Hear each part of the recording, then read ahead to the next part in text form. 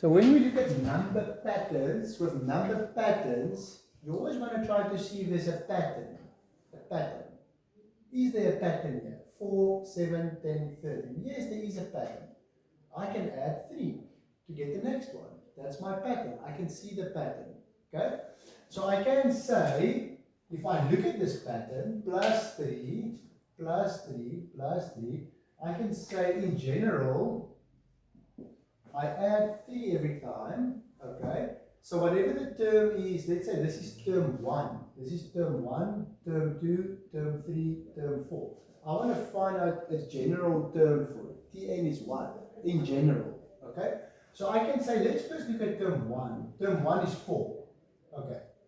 Term 2, T2 is 7, okay? Term 3 is 10.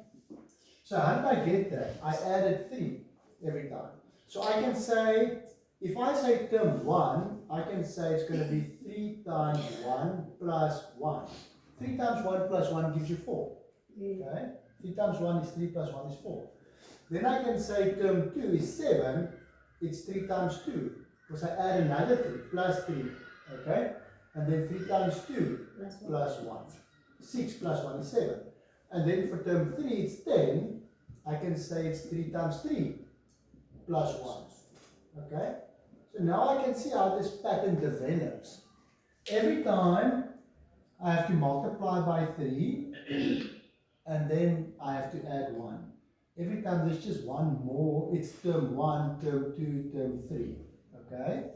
So in general I can say it looks like if it's term 1, it's 3 times 1. If it's term 2, it's 3 times 2. If it's term 3, it's 3 times 3. So if it's term n, it has to be 3 times n plus 1. Okay, so that's the pattern. So we call this the general term Tn, or the nth term, which means now I can use this formula to find any term. I can say now, okay, what if we want a 20th term?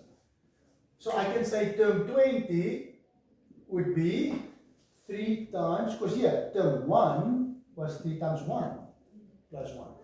Term 2 was 3 times 2. So term 20 would be 3 times 20 plus 1. So term 20 would be 3 times 20 plus 1, which is 61. Okay.